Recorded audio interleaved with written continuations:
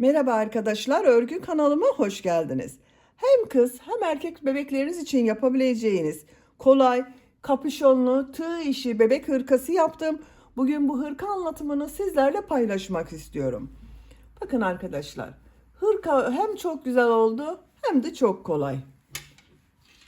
Arka bölüm görüntüsü bu şekilde. Kapüşonlu yaptık arkadaşlar, bakın. Şapkalı güzel bir hırka. Esnek bir örgüsü var arkadaşlar. Bakın çok esnek. Şöyle daha iyi görülebilir. Bakın çok esnek bir hırka oldu. Hırka örgüsüne yakadan zincir yaparak başlıyoruz. Ben bugün bu hırka anlatımını 3-6 ay arası bebek ölçüsüne göre yapıyorum. Ama 6-12 aylık bebek de çok rahat kullanır. Esnek olduğu için 6-12 aylık bebek çok rahat kullanır. Ben bugün 3-6 ay arası için yaptım. Siz bu hırkayı yeni doğan bebek için yapmak istiyorsanız benimle aynı sayıda başlayabilirsiniz.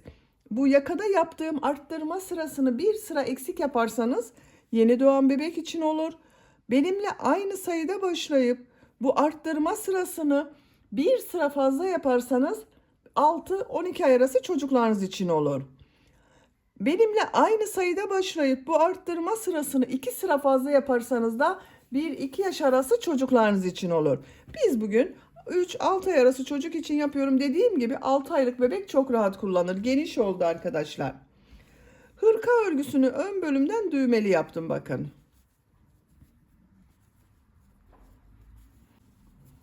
Buraya 4 düğme iliği yaptım. Bakın 1, 2, 3, 4 karşılarına düğmelerini diktim.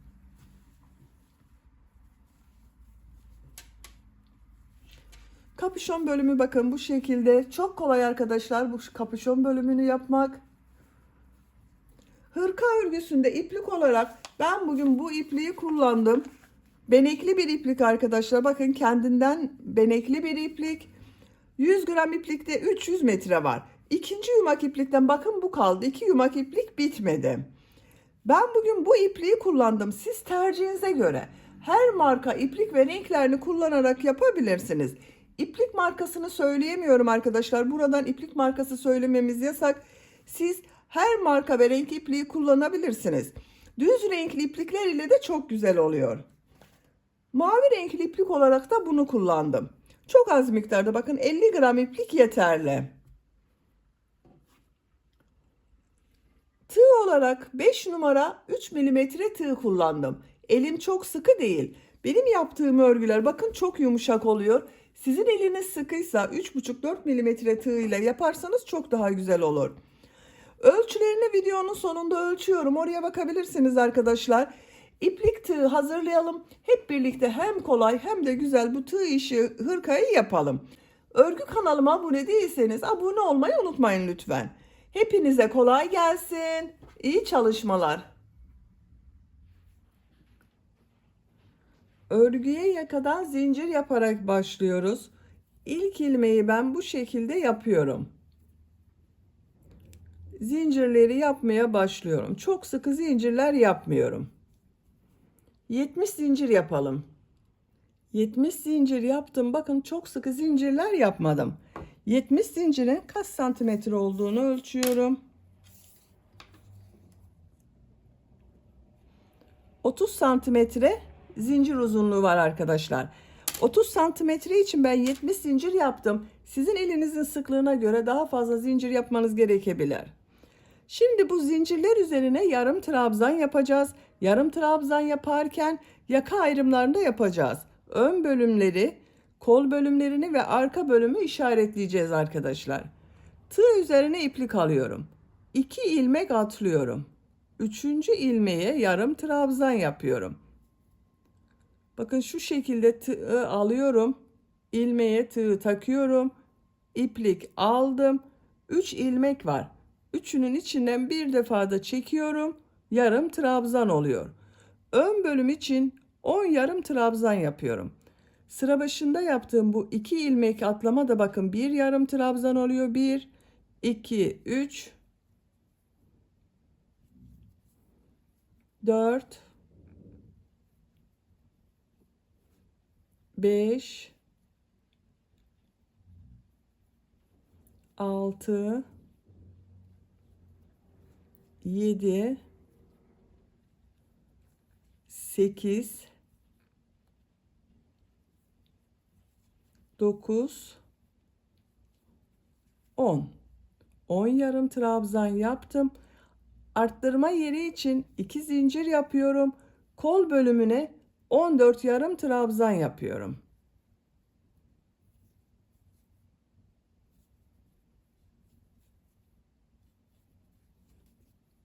...14 yarım trabzanı yapalım. Kol bölümü için buraya bakın 14 yarım trabzan yaptım. 2 zincir yapıyorum arttırma yeri için. Arka bölüm için 20 yarım trabzan yapıyorum.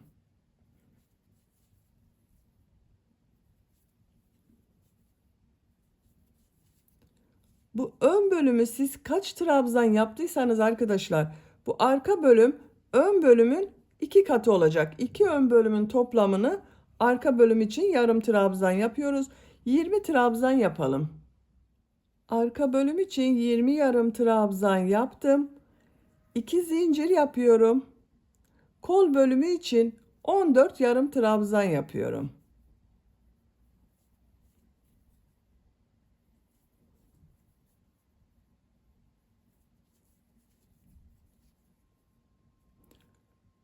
...14 yarım trabzanı yapalım. Kol bölümü için 14 yarım trabzan yaptım. Arttırma yeri için 2 zincir yapıyorum. 10 yarım trabzan yapıyorum.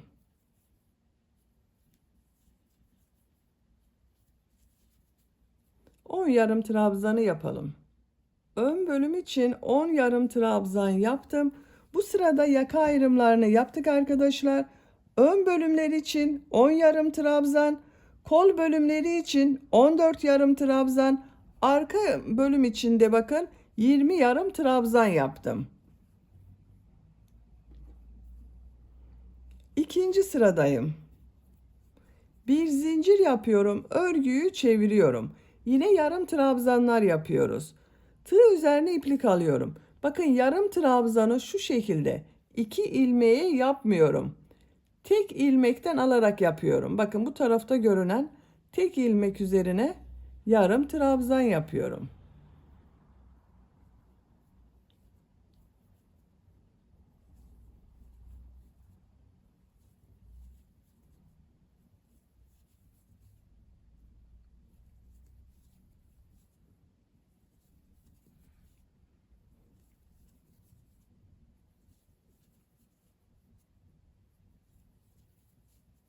Bakın 2, 4, 6, 8, 10 yarım trabzan yaptım. Arttırma yerine bir yarım trabzan, 2 zincir, bir yarım trabzan yapıyorum.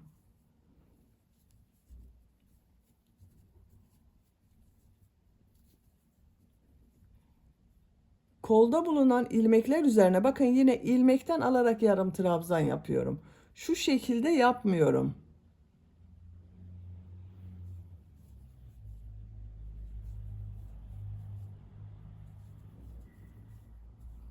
Arttırma yerine kadar devam edelim. Arttırma yerine kadar kol bölümünde yarım trabzan yaptım. Buraya bir yarım trabzan, 2 zincir, bir yarım trabzan yapıyorum. Bakın kol bölümünde bu sırada arkadaşlar 2, 4, 6, 8, 10, 12, 14, 16 yarım trabzan oldu. 2 yarım trabzan artmaya oldu bakın bu sırada. İlmeklere yarım trabzan yaparak devam ediyorum.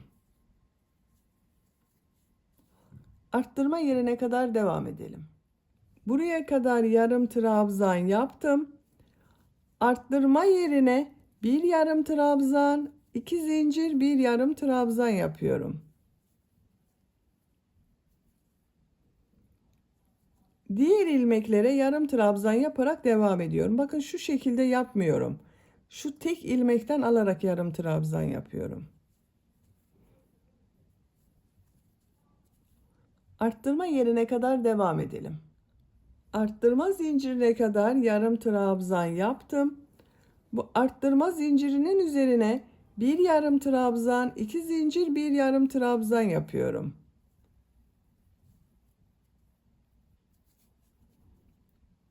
Diğer ilmeklere yarım trabzan yaparak devam ediyorum. Bakın ilmekten alarak yarım trabzan yapıyorum.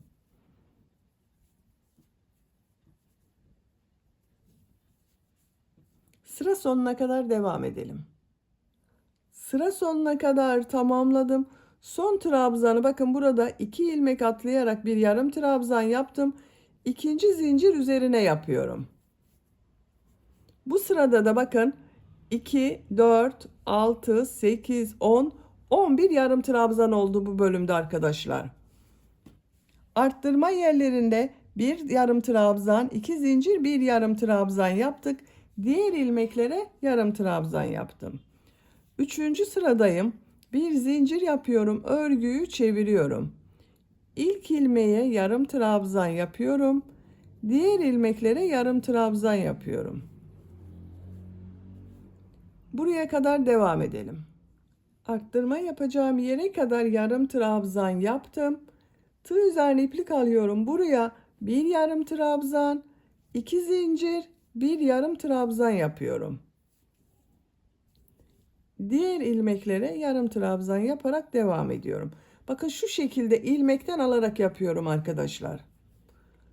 2 ilmekten yapmıyorum. Tek ilmekten alarak yarım trabzan yapıyorum. Bu arttırma yerlerinde bir yarım trabzan, 2 zincir, bir yarım trabzan yapalım. Sıra sonuna kadar devam edelim. Sıra sonuna kadar tamamladım. Son ilmeği bakın şu 2 ilmek üzerine birlikte alarak yapıyorum. Yine yarım trabzan yaptım. Bu sırada bu 4 yerde bir trabzan, yarım trabzan, 2 zincir, bir yarım trabzan şeklinde arttırma yaptım. Roba görüntüsü bu şekilde oldu bakın. Robanın örgüsü bu şekilde devam edecek arkadaşlar. Bu arttırma yerlerinde bir yarım trabzan, 2 zincir, bir yarım trabzan yapacağız. Bakın bütün arttırma yerlerinde diğer ilmeklere yarım trabzan yapacağız. Yapacak olduğunuz çocuğun büyüklüğüne göre bu 4 yerden arttırmalar yaparak roba örgüsüne devam edelim. Yaka arttırma sırasını yapacağım ölçüye göre ben tamamladım. 1, 2, 3, 4, 5, 6, 7, 8, 9, 10, 11, 12, 13, 14 sıra yaptım. 15. sıradayım. 15. sıradan itibaren artık kol bölümünü gövde bölümünden ayırıyorum. Santimetre olarak ölçüyorum. 10 santimetre bakın yaka yüksekliği var arkadaşlar. Siz bunu bir beden büyük yapmak istiyorsanız bir sıra daha arttırma devam edebilirsiniz. Küçük yapmak istiyorsanız da bir veya iki sıra önce bitirebilirsiniz.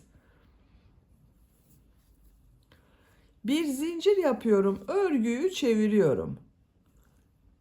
İlmekten alarak yarım trabzan yapıyorum.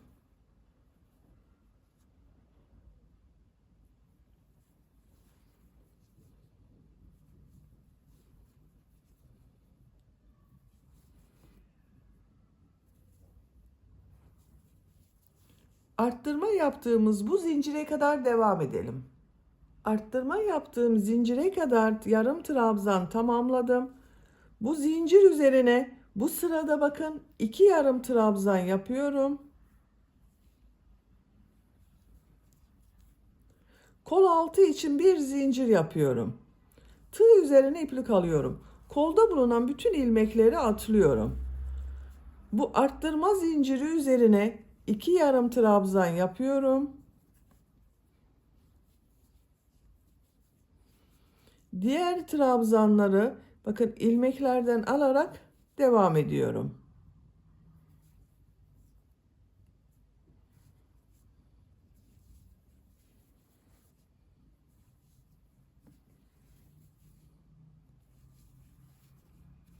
Buraya kadar devam edelim. Buraya kadar bakın yarım trabzan tamamladım. Arttırma yerine 2 yarım trabzan yapıyorum. Kol altı için bir zincir yapıyorum. Kolda bulunan bütün ilmekleri atlıyorum. Bu arttırma yaptığım bir zincir üzerine 2 yarım trabzan yapıyorum.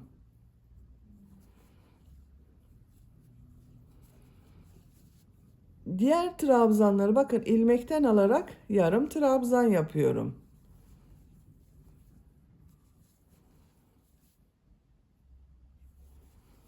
Sıra sonuna kadar devam edelim.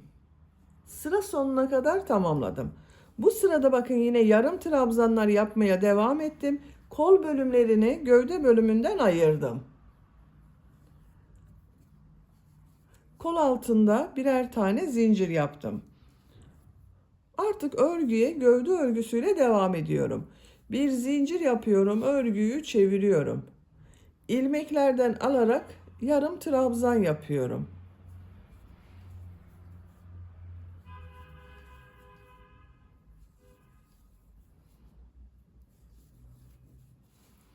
Buraya kadar devam edelim. Kol altına kadar yarım trabzan tamamladım. Bu kol altında bakın bir zincir yaptım. Bu zincir üzerine 2 yarım trabzan yapıyorum.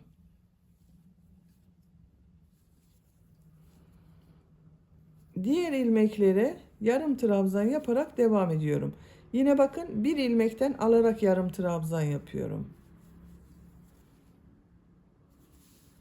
Buraya kadar devam edelim. Diğer kol altına kadar yarım trabzan tamamladım. Bu bir zincir üzerine 2 yarım trabzan yapıyorum. Diğer ilmeklere yarım trabzan yaparak devam ediyorum. Sıra sonuna kadar devam edelim. Sıra sonuna kadar tamamladım. Bir zincir yapıyorum, örgüyü çeviriyorum. İlmeklerden alarak yarım trabzan yapıyorum.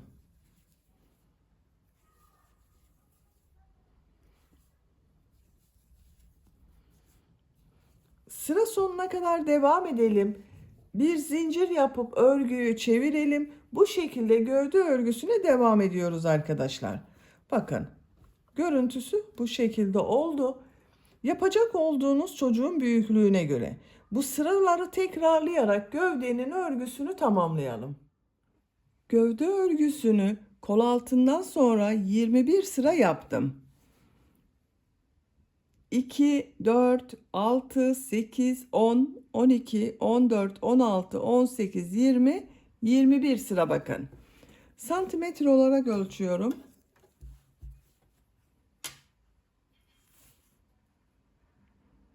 17 santimetre yükseklik var. Benim yapacağım ölçü için yeterli. Siz tercihinize göre bunu 1-2 sıra devam edebilirsiniz veya daha kısa yapabilirsiniz. Şimdi kol örgüsünü yapalım. Bakın ben diğer kol örgüsünü bu şekilde yaptım. Bu kol örgüsünü sizinle yapalım. Yine aynı şekilde yarım trabzan yapıyoruz kol örgüsünde de. Kol altından ortadaki ilmekten ipliği bağlıyorum.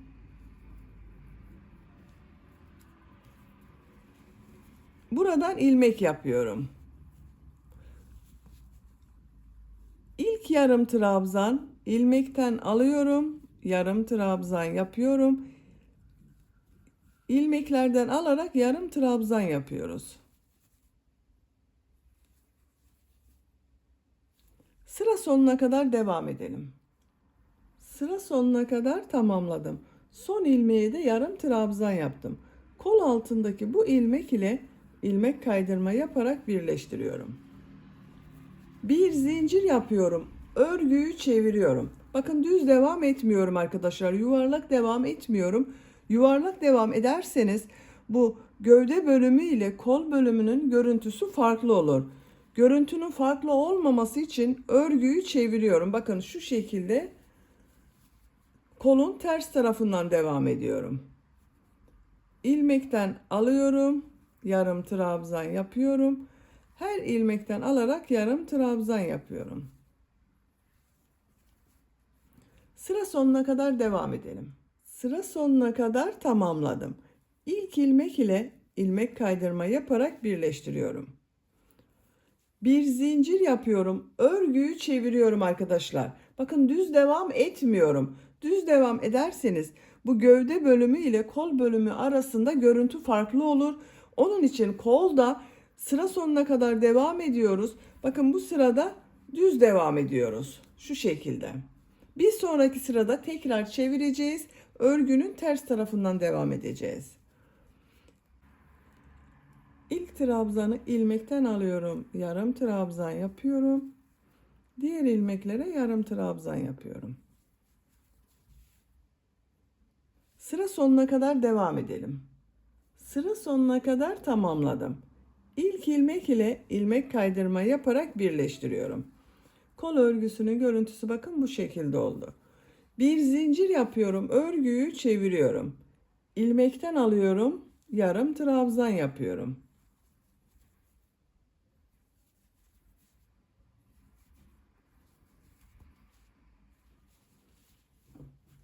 Kol örgüsü bu şekilde devam edecek arkadaşlar. Bakın ben bu kol örgüsünü 17 sıra yaptım. Sonra bileklik bölümü yaptım.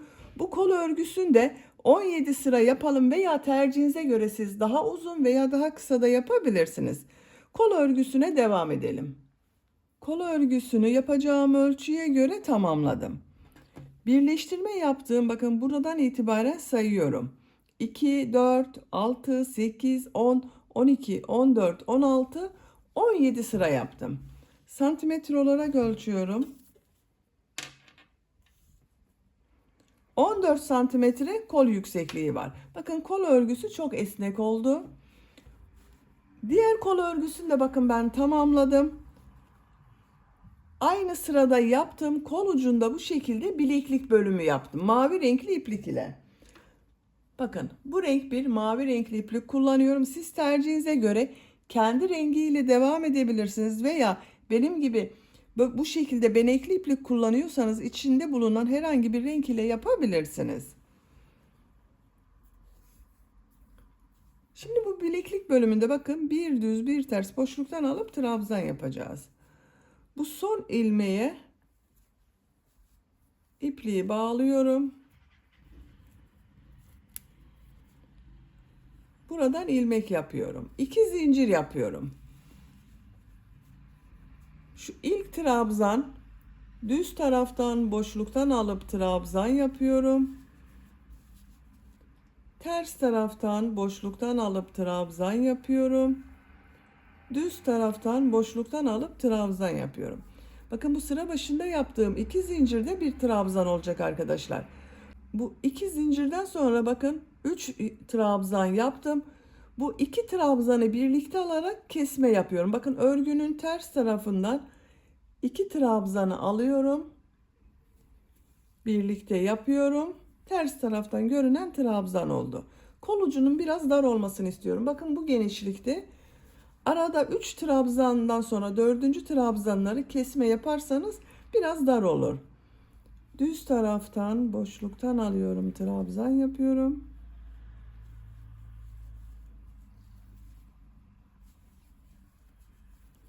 Bakın birlikte yaptığım trabzandan sonra 3 trabzan yaptım. Bu 2 trabzanı birlikte alıyorum. Trabzan yapıyorum. 2 defa da çıkardığım trabzan yapıyorum bakın. Sıra sonuna kadar devam edelim. Sıra sonuna kadar tamamladım. Son trabzanı bakın düz taraftan boşluktan aldım, trabzan yaptım. İlk ilmek ile ilmek kaydırma yaparak birleştiriyorum.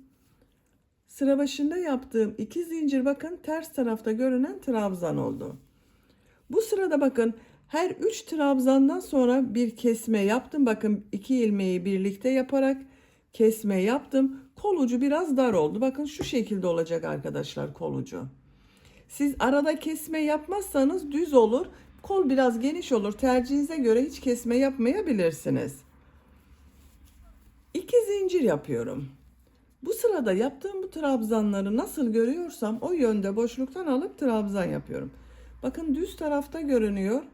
Düz taraftan boşluktan alıyorum, trabzan yapıyorum. Ters tarafta görünüyor. Şu şekilde boşluktan alıyorum, trabzan yapıyorum.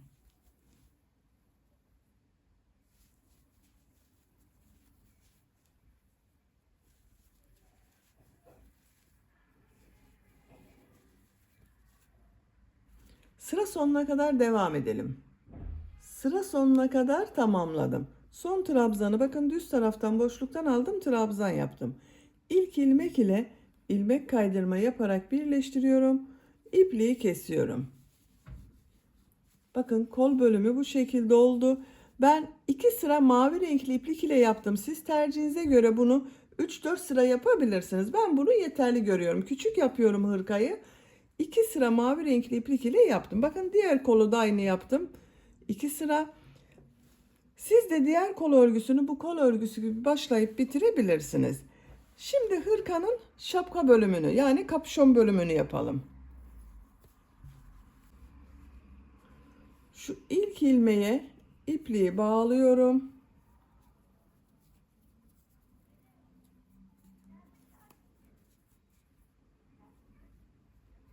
Buradan bir ilmek yapıyorum. Bir zincir yapıyorum. Aynı ilmeğe yarım trabzan yapıyorum. Bakın şurada ilmekler üzerine yarım trabzan yapıyoruz.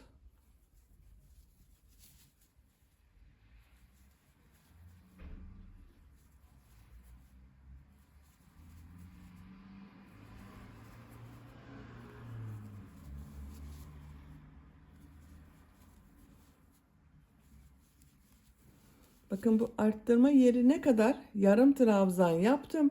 Bu arttırma yerine 3 yarım trabzan yapıyorum.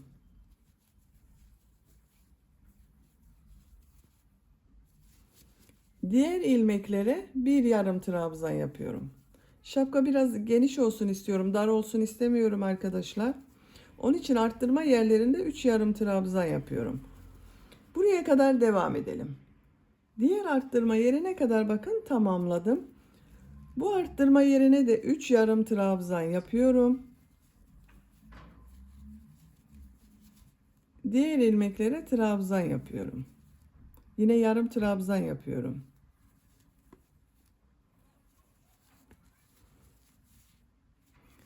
Bu arttırma yerlerinde 3 yarım trabzan yapalım. Diğer ilmeklere bir yarım trabzan yapalım. Sıra sonuna kadar tamamlayalım.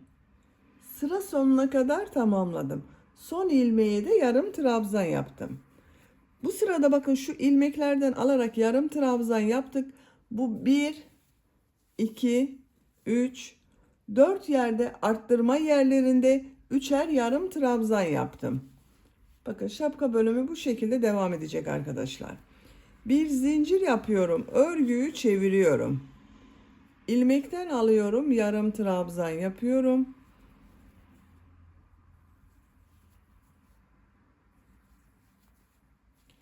Sıra sonuna kadar devam edelim. Sıra sonuna kadar tamamladım. Bir zincir yapıyorum. Örgüyü çeviriyorum. İlmeklerden alarak yarım trabzan yapıyorum.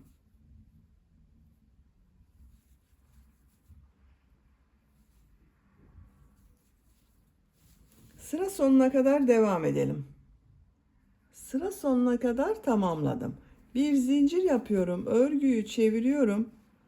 İlmeklerden alarak yarım trabzan yapıyorum.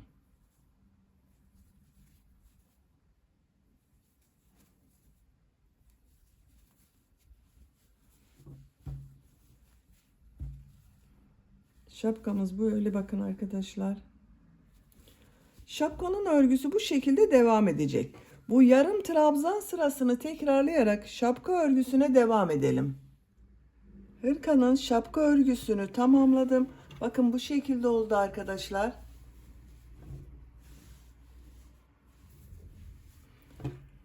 Kaç sıra yaptığımı sayıyorum. Bakın buradan başladım. 2, 4, 6, 8, 10, 12, 14, 16, 18, 20, 22, 24 sıra yaptım. Santimetre olarak ölçüyorum. 22 santimetre şapka yüksekliği yaptım. Bakın görüntüsü şu şekilde olacak. Birleştireceğiz bunu. Siz tercihinize göre 1-2 sıra devam edebilirsiniz. Veya 1 sıra 2 sıra eksik yapabilirsiniz. Şimdi bu şapka bölümünü bakın buradan birleştireceğiz.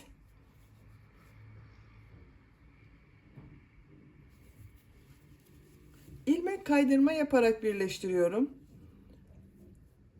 Şu ilk ilmeğe tığ takıyorum. Karşıdaki ilmeği içinden çekiyorum. İlk ilmeği birleştirdim. Bakın burada 3 ilmek görünüyor arkadaşlar. Yarım trabzan yaptığımız yerde 1, 2, 3. Ortada bulunan ilmeğe tığ takıyorum. Karşıdan yine bakın ortada bulunan ilmeğe tığ takıyorum. İplik aldım, içinden çekiyorum. İlmeklerden alarak yine ilmek kaydırma yapıyorum.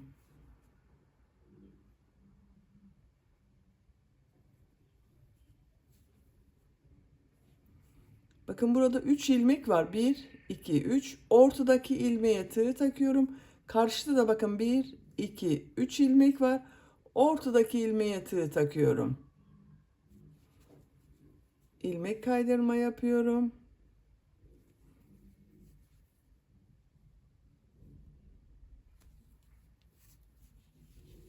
Bakın.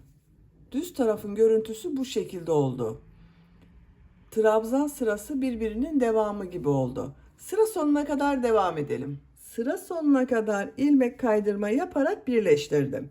İpliği kesiyorum. Bakın burası ters taraf arkadaşlar. Düz tarafının görüntüsü bu şekilde. Bakın şu sırayı birleştirdik. Düz taraftan görüntüsü bu şekilde trabzan sırasının devamı gibi oldu. Şimdi bu uç bölümde bu kolda yaptığımız gibi bu renk iplik ile bir düz bir ters örgüler yapacağız. Daha sonra bu yaka çevresinde de aynı yapacağız arkadaşlar. Buradan ipliği bağlıyorum. İlmek yapıyorum. Ben buradan başlıyorum arkadaşlar. Bakın bir sıra buraya kadar devam ediyorum. Buradan tekrar geriye dönüyorum. Son sıranın düzgün görünmesi için buradan başlıyorum. 2 sıra mavi renkli iplik ile yapıyorum. Siz 3 sıra yapacaksanız buradan başlayabilirsiniz. 3 zincir yapıyorum. Şu ilk trabzanı bakın ters taraftan boşluktan alıp trabzan yapıyorum. Düz taraftan boşluktan alıp trabzan yapıyorum. Bir düz bir ters boşluktan alıp trabzan yapıyoruz. Bu kolda yaptığımız gibi yapıyoruz.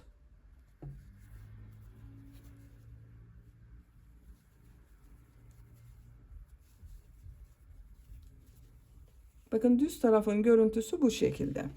Sıra sonuna kadar devam edelim. Sıra sonuna kadar tamamladım. Bakın son ilmeğe de bir trabzan yaptım. Görüntüsü bu şekilde oldu arkadaşlar. Şimdi bunun üzerinden bir sıra daha bir düz bir ters boşluktan alıp trabzan yapıyorum. 3 zincir yapıyorum. Örgüyü çeviriyorum. Nasıl görüyorsam o şekilde boşluktan alıp trabzan yapıyorum. Düz tarafta görüyorum. Bakın düz taraftan boşluktan alıp trabzan yapıyorum. Ters taraftan boşluktan alıp trabzan yapıyorum.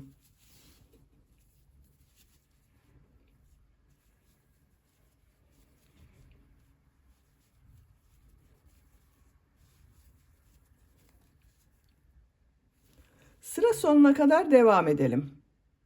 Sıra sonuna kadar tamamladım. Bakın görüntüsü bu şekilde oldu. Bu benim için yeterli arkadaşlar. Siz tercihinize göre bir sıra daha bir düz bir ters boşluktan alıp trabzan yapabilirsiniz. Şimdi bu yaka çevresinde ve şapka çevresinde bir sıra sık iğne yapıyorum. İlk ilmeğe bakın buraya sık iğne yapıyorum. İlmeklere sık iğne yapıyorum. Her trabzan sırasına bakın bir sık iğne yapıyorum arkadaşlar.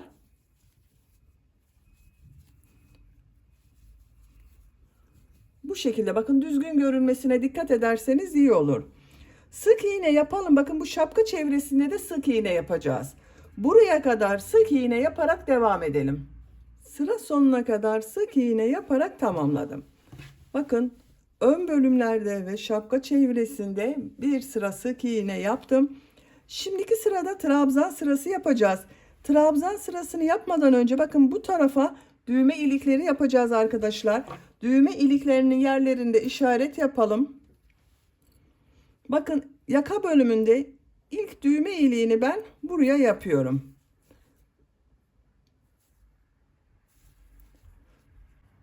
İkinci düğme iliğini buraya yapıyorum. İşaret takıyorum arkadaşlar. Üçüncü düğme iliğini bakın. Göz kararı yapıyorum. Siz sayı sayabilirsiniz. Bu sık iğneleri sayarak yapabilirsiniz. Son düğme iliğinde buraya yapıyorum. Ben 4 düğme iliği yapıyorum. Siz tercihinize göre bunu 5, 6 düğmeli veya 3 düğmeli yapabilirsiniz. Düğme iliklerinin sayısı tercihinize göre farklı olabilir. Buralara düğme ilikleri yapacağız, işaret yaptığımız yerlere. 3 zincir yapıyorum. Örgüyü çeviriyorum. Her ilmek üzerine trabzan yapıyorum.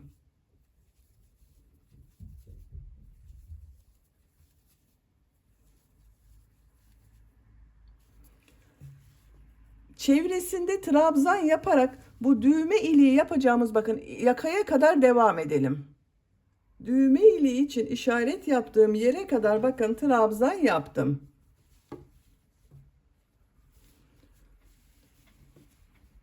Trabzanlara devam edeceğiz arkadaşlar. Bu işaret yaptığımız yerlere düğme ilikleri yapacağız. Düğme iliği için 2 zincir yapıyorum. 2 ilmek atlıyorum. Trabzan yapıyorum. Kaç trabzan yaptığımızı sayalım. Bakın 1 2 3 4 5 6 7 8 9 10 11 12 trabzan yaptım. Düğme iliği için 2 zincir yapıyorum. 2 ilmek atlıyorum. Trabzan yapıyorum. Buraya bakın 12 trabzan yaptım. Bu iki düğme iliği arasında da aynı sayıda trabzan yapacağız. Siz kaç trabzan yaptıysanız o kadar trabzan yapacağız arkadaşlar. İlmeklere trabzan yapıyoruz. 12 trabzan yapalım. İşaret yaptığım yere kadar 12 trabzan yaptım. Düğme iliği için 2 zincir yapıyorum. 2 ilmek atlıyorum. Trabzan yapıyorum. 12 trabzan yapıyorum. Buraya kadar devam edelim. Düğme iliği yapacağım yere kadar 12 trabzan yaptım. Düğme iliği için 2 zincir yapıyorum. 2 ilmek atlıyorum. Trabzan yapıyorum. Bakın dördüncü düğme iliğini buraya yaptım. Diğer ilmeklere trabzan yaparak devam ediyorum.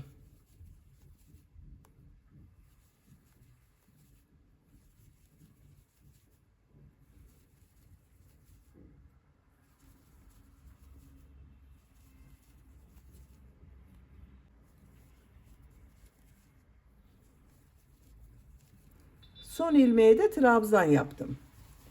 Bakın arkadaşlar 4 düğme iliğinin yerini belirledik. 3 zincir yapıyorum. Örgüyü bakın çevirdim. İlk trabzan düz taraftan boşluktan alıp trabzan yapıyorum. Ters taraftan boşluktan alıp trabzan yapıyorum. Bakın üzerine yapmıyorum trabzanı. Burada yaptığımız gibi bir düz bir ters boşluktan alarak trabzan yapıyoruz.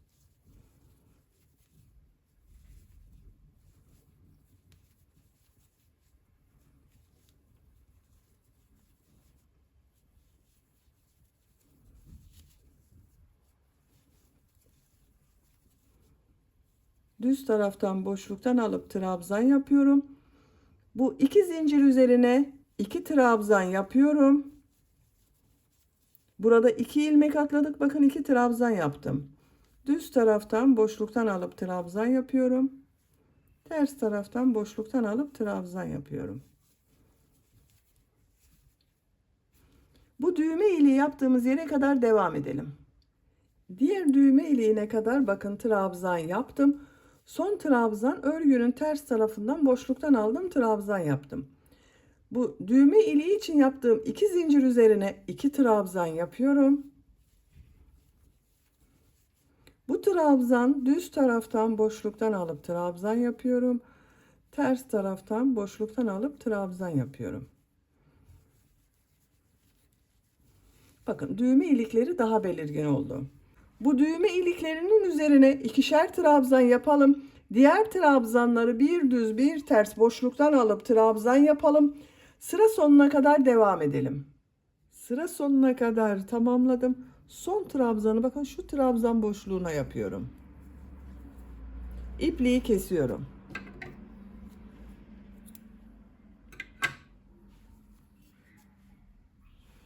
Bakın arkadaşlar, hırkayı bitirdik. Düğmelerini de diktim ben buraya. Bakın 4 düğme iliğinin tam karşısına düğmelerini diktim.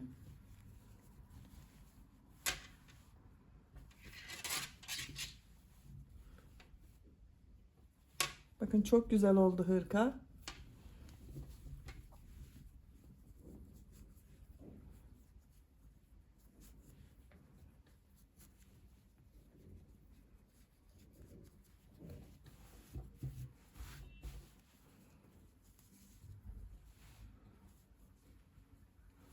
Bitmiş olarak ölçülerini söylüyorum.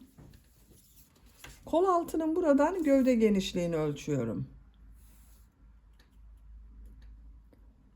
26 santimetre. Yüksekliği ölçüyorum. Kol altından yükseklik 20 santimetre. Kol yüksekliğini ölçüyorum. 16 santimetre.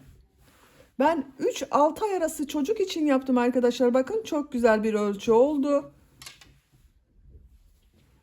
Beni dinlediğiniz ve izlediğiniz için hepinize çok teşekkür ederim. Örgü kanalıma abone değilseniz abone olmayı unutmayın lütfen. Sizlerle yeni örgülerde görüşmek dileğiyle. Hoşça kalın, sevgiyle kalın.